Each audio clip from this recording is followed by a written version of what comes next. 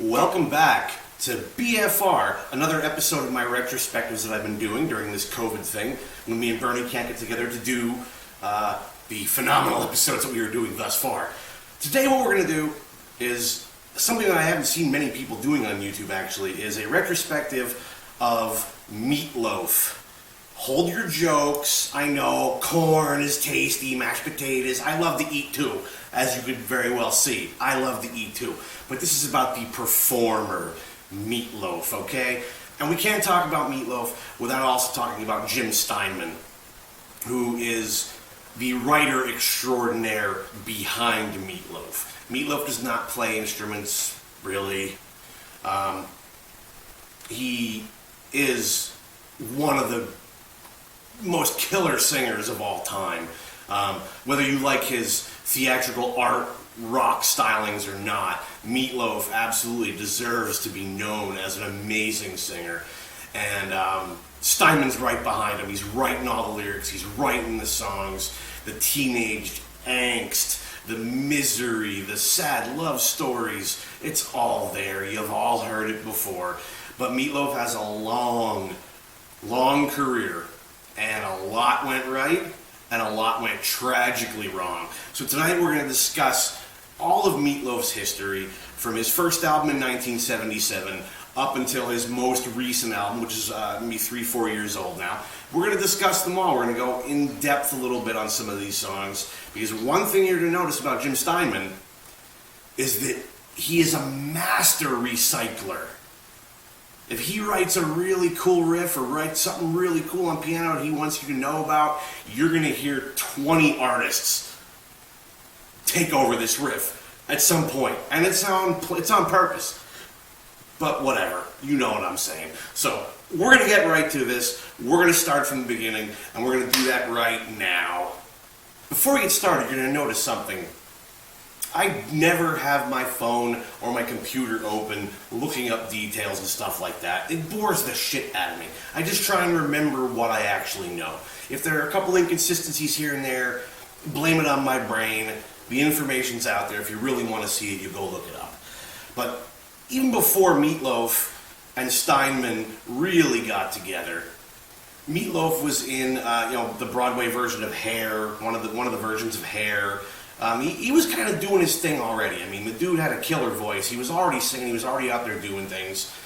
He met Jim Steinman on a play that I believe Steinman had written called More Than You Deserve, maybe like 1974 or so. And they got together. Meat Loaf actually recorded a single at that time of the song More Than You Deserve, which turned up on a Meat Loaf album much later. But there was a single version of it released in 1974. It was terrible. Don't worry about looking at it. Supposedly, they say that there's only 3 copies that were saved, that it was never actually allowed to be released as a single for some reason, some copyright infringement reasons, or who knows what the reason was actually. But so the two kind of got together around that time and knew each other in and out over the course of several years. In the meantime, Steinman's creating his Neverland play, this big crazy play he had written about the Lost Boys and Peter Pan. Yeah, Peter Pan. Yeah, I know. But that was the beginning of what became most of the tracks on Meat Loaf's first album in 1977. And let's not wait too long. Let's just get right to it. It's called Bat Out of Hell. If you don't know this, the iconic album cover, if you don't know this thing, it's only sold about 50 million copies, and that's no exaggeration. So if you didn't hear it, I don't know what to tell you. I really don't know what to tell you. But this is Broadway brought to rock vinyl, man. Everything about this thing is killer. It is one of the greatest albums ever written, in my opinion. And that's because of Mr. Jim Steinman. You look at this thing and you know everything. Bat Out of Hell, the opening track, 9-minute long motorcycle romp through craziness and a broken love story and a dead dude in a gutter. And okay, I'm paraphrasing, but that's basically what it's about. You have no idea. You took the words right out of my mouth. On the radio still to this day. Heaven Can Wait, all revved up with No Place to Go. 2 out of 3 ain't bad. These songs are still on the radio. You've heard them. You know you've heard them. Even if you don't know what's going on. If you didn't hear those songs, you heard Paradise by the Dashboard Light, right? Meat Loaf and Ellen Foley going back and forth and telling each other how much they love them until they get to the big break where finally there's going to be some sex happening. And what does she say? What does she say? Stop right now. Are you gonna love me forever? Which of course goes into the last rockin' piece of the song where Meat Loaf swears he will, but then he hates his fucking life because of that promise.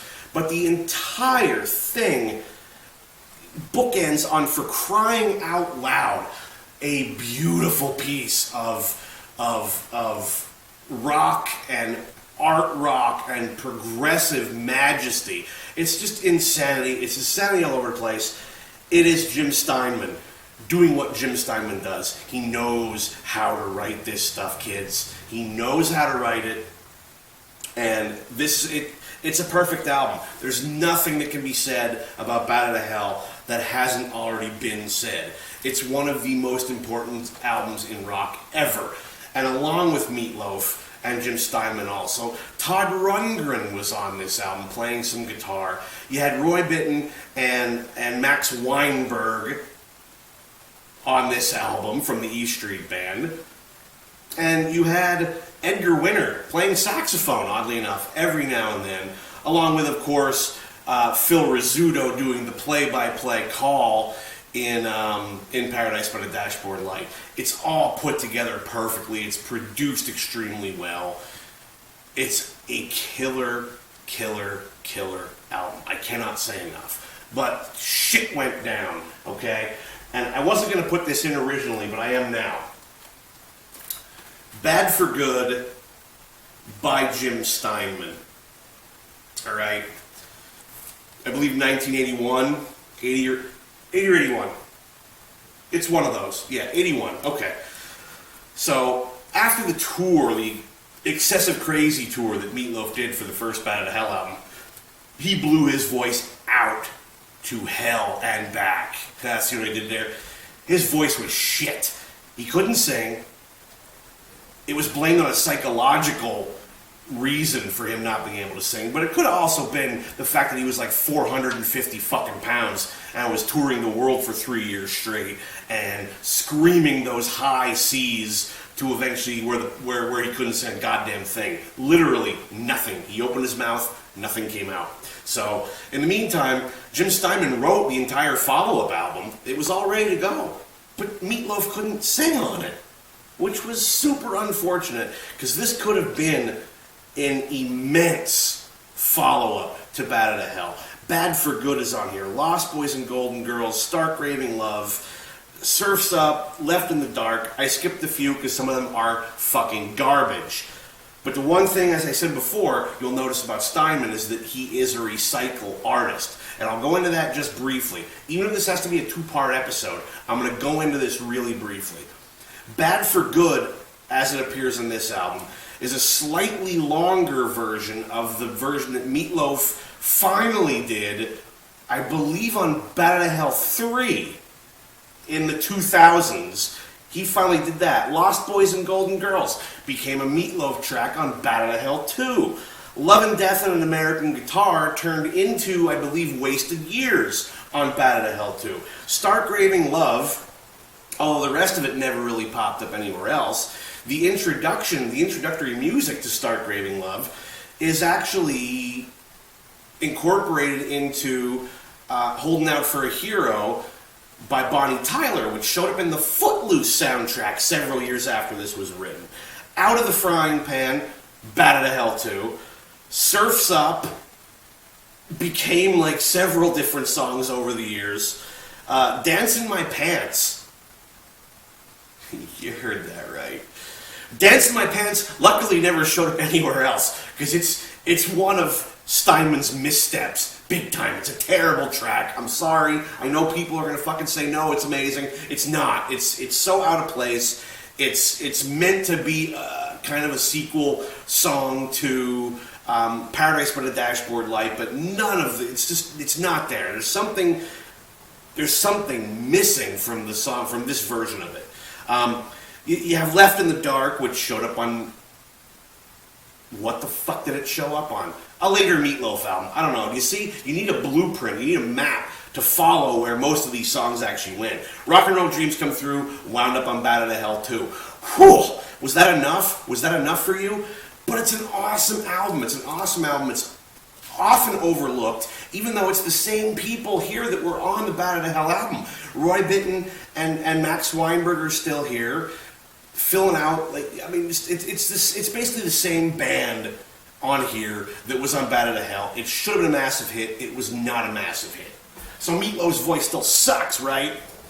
But he comes back the same year that the previous album, the Steinman album, was released with this puppy here called Dead Ringer. As you can see, familiar kind of album cover. They love this whole motorcycle demon coming out of Hades shit, you know, Bat Out of Hell, right? Get it? But they're following up on the artwork, and I actually really enjoy the artwork. Now, the songs on here, you know, Peel Out, I'm Gonna Love Her for Both of Us, More Than You Deserve, which was a song we discussed previously, that he had written, you know, much earlier. Here it is in a longer, more elaborate form. I'll Kill You If You Don't Come Back, Read 'Em and Weep, Dead Ringer for Love, which is the only real hit on this album. That was the one that him and Cher did together as a collaboration. And Everything Is Permitted ends the album. The songs are absolutely amazing on this album. The one thing that is not amazing is Meat Loaf's voice. Because when they said the dude fucked his voice up, they weren't kidding. There's something really wrong with it here. Really wrong with it. A lot of head voice stuff, not a lot of deep voice stuff on here. But the songs are extremely well written, and for some reason, a lot of the songs that came out on this album were not recycled at some later point. They were never done by other artists, and there may have been covers somewhere else. But most of Steinman's songs that were written for Meat Loaf around this time all got used for other people. Okay, Bonnie Tyler, Air Supply, which is a big deal. Air Supply, right around this time, I believe, with Making Love Out of Nothing at All. If you listen to it, yes, it's a Steinman song, okay? You can hear Meat Loaf singing it in your head. It is a Steinman song. But this is really where it fell apart for a long time. And it's a shame, because the solo album and Dead Ringer are great albums musically. Only Meat Loaf's voice lets this one down. So we're gonna do one more, and then I'm gonna take myself a little break, because that's how we do this. Because I need a break too, because I talk real fast and I make mistakes like an asshole, and I don't want to keep doing that. Now, I don't have this on vinyl, and I'm not gonna say unfortunately, because Midnight at the Lost and Found, 1983. By this point, Jim Steinman was out the door. Him and Meat Loaf hated each other. There were a lot of lawsuits. There's a bankruptcy or two in there. It wasn't happening with him and Steinman anymore. Steinman went off to do other things, and Meat Loaf was on his own. And as far as I can tell, I mean, you could see it very clearly. None of this sounds absolutely nothing like what came before it. Those long songs, you know, just those crazy extended pieces, nothing. I actually believe that Max Weinberg may be on some of these songs still, but the music is such a letdown. There are a bunch of outside writers, I believe. Meat Loaf tried to write some songs, and he admitted years ago that he's a shit songwriter, and yes, he is. Razor's Edge is okay. The single Midnight at the Lost and Found is actually just a kind of a catchy rock tune. Everything on it, I mean, I tried so hard to like this album over the years, and I cannot get into it. It's pedestrian rock, and when you grew up with the Meat Loaf, who was doing these long thematic albums with these extended songs, when you get to an album like this where it's all 3 and 4 minute pop rock material, it loses me pretty quick. And I think it lost a lot of people because I don't think it charted very well. People don't talk about it and say, wow, that's a great Meat Loaf album, because it's fucking not. But I mean, for the couple good songs that are on here, check it out, 1983. Here it is. Don't expect anything genius out of it, because you're going to be let down pretty fucking hard. I'm going to take a little break to rest the battery on this thing. I'm going to come back in 1984, I believe, is the next album. And we're going to talk about that and probably piss all over it, because that's not fucking any good either. But hey, that's why you're here, right? I'll see you in like the snap of a finger. And I'm back. I always come back. You can't get rid of me. Before we go into the next album, really quickly, and while I smoke a cigarette and drink my beer, because it's what I do, let's talk a minute about the Steinman tracks again.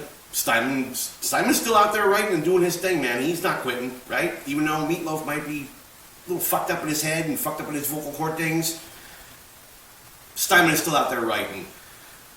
Total Eclipse of the Heart. You remember that masterpiece? Yeah, man, it's Steinman all day long. Gave it to Bonnie Tyler. It was a big hit. Faster Than the Speed of Night also turned up on that album, which may have been the title of the album. I can't remember. I don't have it here to show you. Go look it up. I don't care. Sorry. But of course, that was a huge album for Bonnie Tyler, because Steinman knows how to write a hit. We've discussed this. We're going to say it a million times. Steinman will write hits all day long for anybody he wants to. And that's all there really is to it. But we're not talking Steinman. We're talking 1984 with Bad Attitude. And my attitude for this album is pretty fucking miserable, so I understand. Now, there are a couple good songs on here. I mean, Bad Attitude by itself is not a terrible song. Piece of the Action is not a terrible song. But again, it's written by outside writers. Meat Loaf's probably writing some of his own stuff. I'm not sure if any of the regular players are on this at this point. I'm pretty sure everybody might have jumped ship. I mean, and the album cover is actually kind of cool. It kind of harkens back to that motorcycle bad girl, love story, kind of like, oh shit, we're gonna have sex tonight, I don't know, tell me about it. You know the lyrics to the songs. But I mean, it's not good. It's not a good album. I'm sorry. I'm gonna move on really quick. Nowhere Fast is on here, and Surf's Up is on here, which we already said was on the Steinman solo album that we talked about. Meat Loaf's voice had come back 100%. Meat Loaf sounds awesome on this. Not the songs.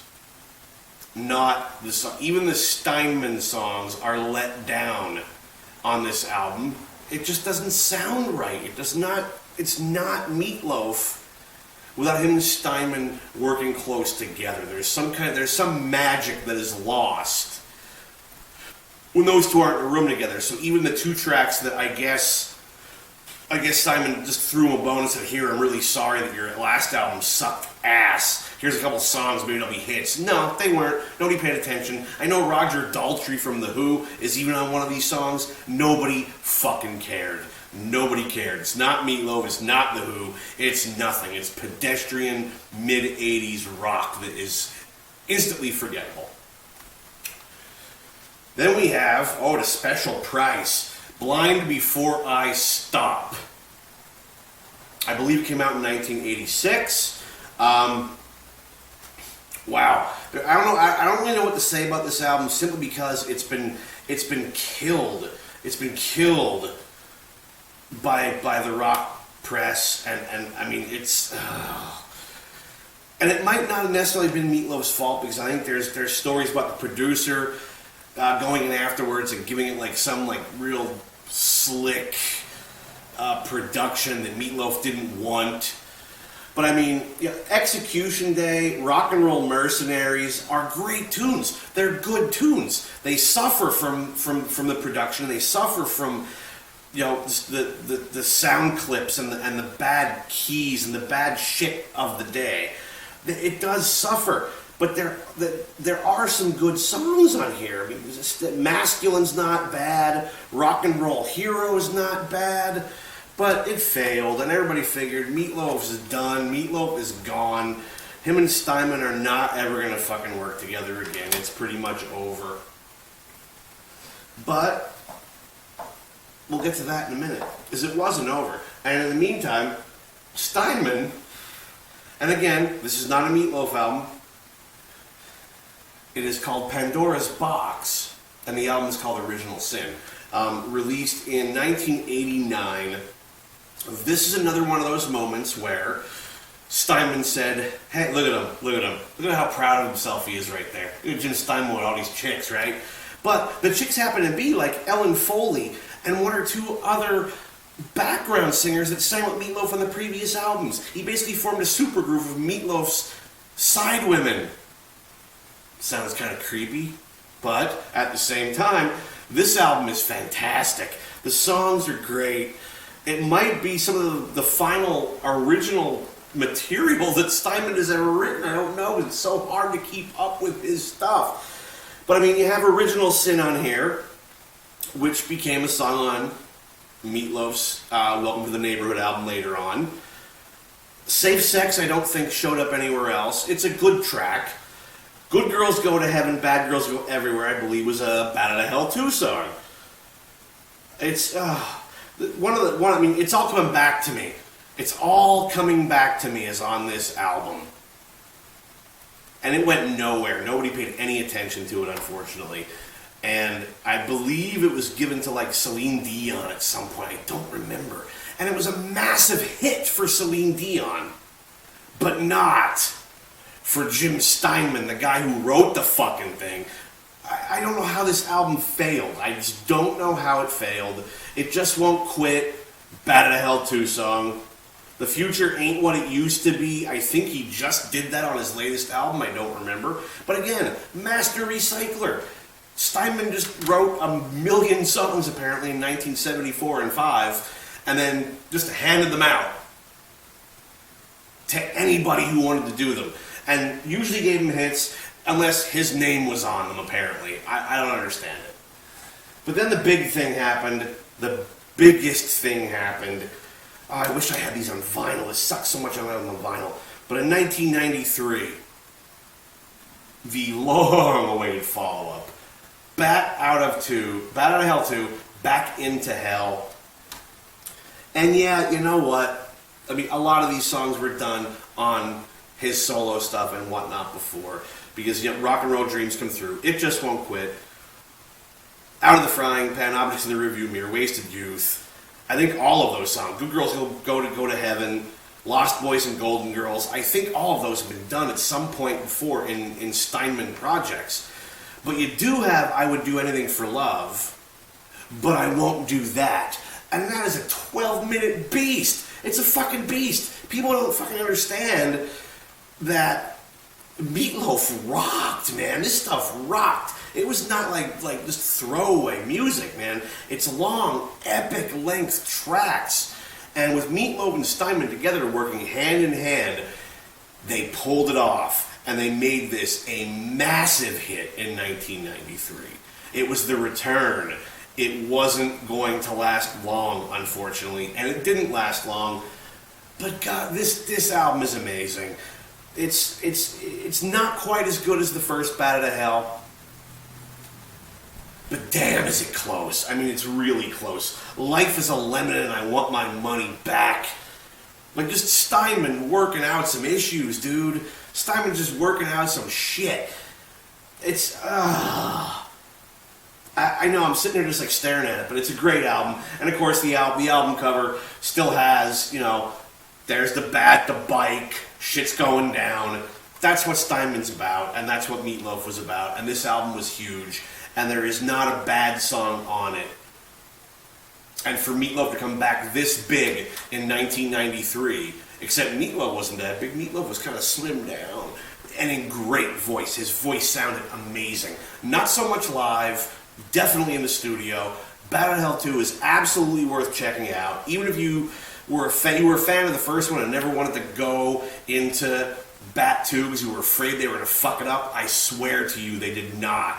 You have to go and listen to this thing. Epic length tracks, theatrical rock, worth every penny. Next. Oh, 2 years later, Welcome to the Neighborhood. All right.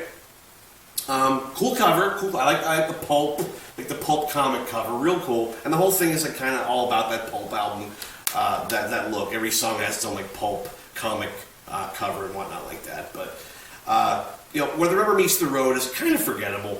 I'd Lie for You and That's the Truth was a massive hit with a massive video. Back when MTV was still playing videos, it was a multi-million-dollar video that was kind of playing off of Raiders of the Lost Ark and the whole Indiana Jones thing, and it was really cool video. Awesome song. It actually made it onto my wedding CD because it's a great track. It is not written by Steinman, but at this point, they were starting to get some people in who can write that Steinman vibe. They found that flair, and they knew how to write songs that sounded kind of Steinman-esque, and that's one of them, and it succeeds, and it's great, and it's a great song, and it was a hit, but not as big of a hit, okay? And Original Sin, again, we discussed that already. That was done already. Left in the Dark was done already. If This Is the Last Kiss, I believe, is new, but again, not Steinman. I think there's no Steinman on here whatsoever. But the other single from here that was really great was Not a Dry Eye in the House. It was still a very theatrical, rock-sounding song, but it didn't really go anywhere in the charts. I don't know if people were over the whole Meat Loaf thing, or if just 1995 grunge was big, shorter songs, the whole movement was different, and so Meat Loaf's style of music at that point was kind of out. It was it wasn't popular anymore. Anyway, my battery died. But check that album out. Seriously, it's a good album. It's starting to kind of wane. His career was starting to wane at this point, but it's still a good album. Welcome to the Neighborhood, 95. Check it out. It's so hard to come back from those times when your battery dies and shit. You come back and you look like an ass. You're like in a different place. Your face looks different. I wish my face looked different. But it took... Oh, jeez, it took him... Meat Loaf was off. Meat Loaf was off for the rest of the decade. Didn't release any more music in the 90s at that point. Except for on his greatest hits. There were a couple new tracks that came from an Andrew Lloyd Webber and Jim Steinman play called Whistle Down the Wind. And a couple of the tracks that were in that made it onto a greatest hits by Meat Loaf. Geez, I don't have it in front of me. I don't have it here in front of me. Is Nothing Sacred Anymore, I believe, was one of them. Kiss Is a Terrible Thing to Waste, maybe one of them. I don't know. Was that on the last album? No, I don't think so.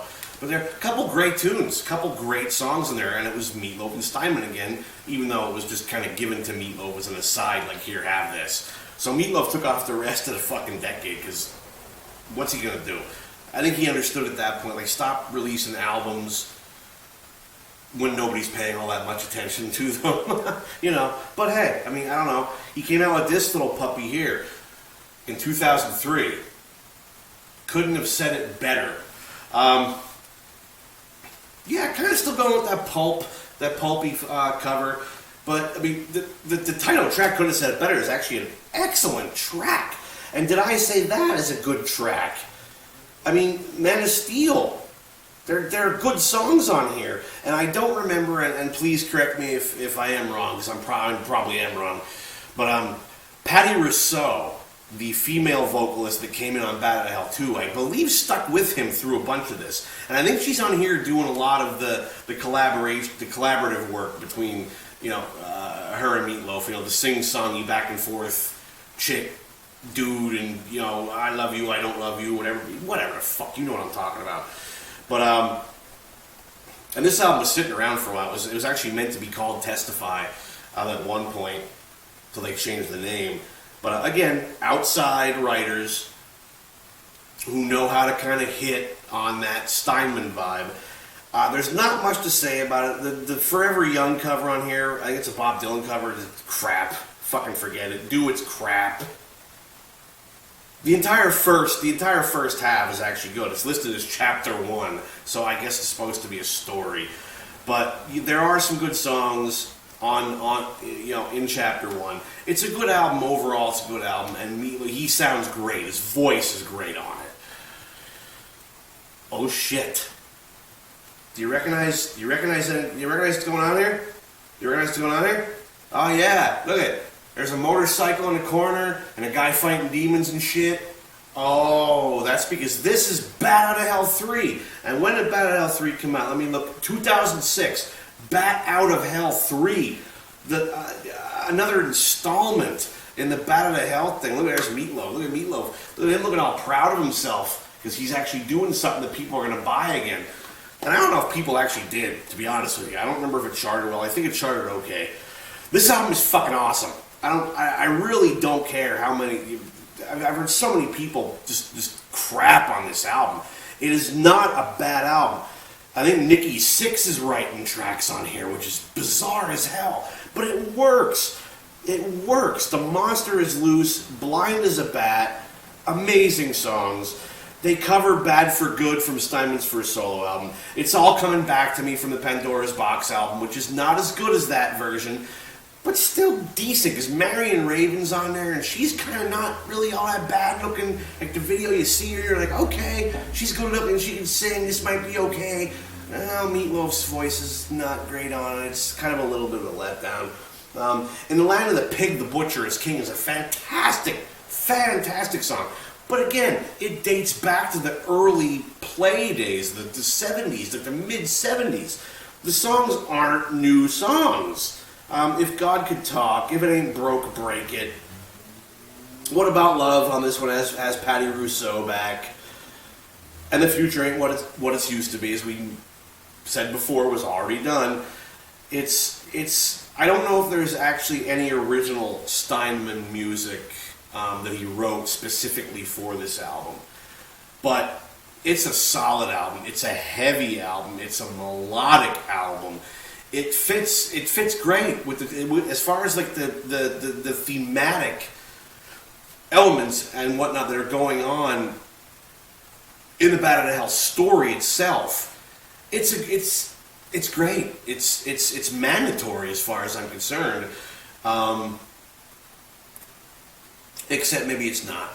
And again, if you heard Steinman do a song in 1974, you probably heard him rehash it 15 times on other Meat Loaf albums as the years went by. But Bat Out of Hell 3, The Monster is Loose. It says right there, I'm reading it, right? Yeah, that's what it says. It's good. It's a great album. People can shit on it all they want. It's a good album. Meat still sounds great. Blind as a Bat on here is sick. He's hitting some amazing vocal things that he hasn't done in years. And I don't think ever did again. Although his next album, and I don't see a fucking motorcycle, man. But apparently Hollywood's a complete train wreck. But really, really cool cover. Hang Cool Teddy Bear. Okay? I think this was based off of a book by somebody, or I don't remember, but 2010. So he's still pumping out albums in 2010 now, and it's, I mean, oh Jesus God, there's like a million things in there. I don't even know who's on this thing. Okay, there's a bunch of guys on it. There's a girl or two on it. Chasm Sultan, though, oddly enough, Chasm Sultan, who I didn't mention before, was on some of the earlier Meat Loaf stuff and he's still here now. Chasm Sultan, beast. Chasm Sultan is a beast, and it's a welcome part of a career, a storied career, especially like this, where you always kind of have those big, heavy-hitting musicians on these albums now, even though people aren't paying much attention. But the quality of the music is still fantastic. Peace on Earth is a great song. Los Angeles Loser, kind of weird. I mean, I grew to like it, but I don't know what to say. I mean, this is the first Meat Loaf album to have a parental advisory sticker on it. And he's cursing a lot. He's talking about how his dick is too big to fit in his pants. This fucking bitch is like a rose. I mean, but it's a good song. And it fits within the storyline, I guess, of what is happening on here. I don't know the story all that well. But there's some great songs on here. The songwriting is great. and it's my wife hates this album. I think it's actually kind of a mandatory album, a later day Meat Loaf album, because the song. I mean, it's just it's if you wanted Steinman, you kind of get Steinman, but it's not him. You know, Diane Warren wrote a bunch of songs. I said Nikki Sixx is on a bunch of this newer stuff, and it all just makes sense. And people figured out how to write like Steinman. Not here. Not on this one. 2011, 2012, whatever this thing might be. Oh my God, a hell in a handbasket. Which is where I feel we're all going after hearing this thing. This is not good. I'm sorry, Meat Loaf. I'm sorry. Starry? What the fuck? It is not good. It is not a good album in any way whatsoever. I think there might be some rap on this album. His cover of California Dreamin' is absolutely atrocious. I can't remember. I can't remember a single title off it here. And I don't know if that's because it sucks or because if I wasn't paying attention, I really don't know. But after like a pretty decent run of great albums, this one just falls apart. There has been some love for I mean, Trace Adkins is on here. It's a weird album. They're clutching at straws. They're trying to get a hit by having some bigger names on it, Chuck D. But it's. I want to actually say like one song on here that I remember being good, but I can't. I cannot remember one good song on here. I'm sorry. Oh my God. Like God is a woman and she don't like ugly?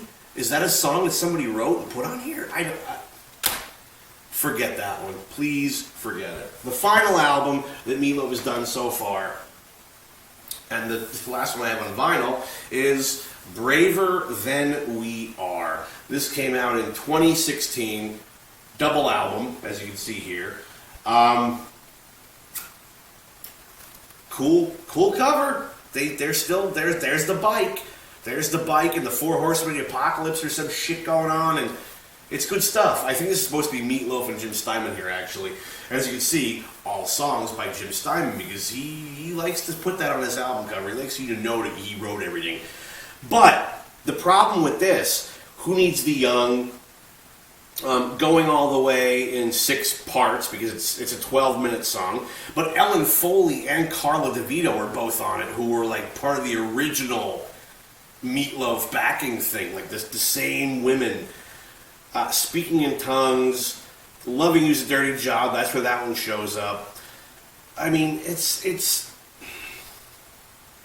a lot of the music is actually great on this. A lot of the music is great. It's very Steinman. A lot of these songs are very Steinman, but they are 40-year-old Steinman songs. They might be even older than that, some of them. They showed up in his early playwriting days, where this is where most of his stuff came from, and it's no different here. All these songs are songs that you probably could hear somewhere on YouTube if you just search for them, because they were done and bootlegged 40 years ago. I think the thing that really lets this album down, and it's a shame because it's the last album we got so far from Meat Loaf, although there are talks that he's going to do another one. But it's, at this point it feels rehash, and Meat Loaf's voice is suffering on this album. I mean suffering. There's parts that are out of key. His voice is really low. He's not trying to hit anything, because I don't know if he just can't, or if they didn't say, hey, sing like this. Maybe he had no lead as to how to do the vocals in this album, but it is a huge lost opportunity because of Meat Loaf's voice just not being there. Because some of the songs are great songs, even if they are recycled. They're still great. There's even a song here, I believe it's Gods on here, where they do a variation on the Total Eclipse of the Heart call and response in the middle. And it's almost depressing just to hear Meat Loaf really trying to keep up with it. And I will never bash Meat Loaf because I think he has an extremely solid career for the most part. I think that with him and Steinman, it's some of the most important, most timeless music that has ever been written. But when the voice gives out and Jim Steinman don't want to play along anymore, you gotta hang up your hat and say, alright, maybe it's time to give up. So, we'll see what Meat Loaf does next, but for now, that is my Meat Loaf retrospect. Hopefully in a year or two, we'll get something new from Meat Loaf if he's actually going to do something else. And maybe his voice will improve. Maybe miracles will happen. I don't know. Call the album Miracles and sound amazing. And I'm going to go out and buy it. So there you have it. Thanks, guys, for sticking through a much longer retrospect this time. But I love Meat Loaf. I could do this for 3 more hours just talking about the songs and Jim Steinman. But alas, I have to leave. So thanks for sticking along, staying along, being along, trucking along, whatever. Thanks for being here. If you guys ain't watching, there's no reason for me to do it. And a couple of you are, and I really appreciate that. So I'm going to wrap it up now tonight. But thanks a lot, guys. For BFR, I'm Chris. I'll see you next time.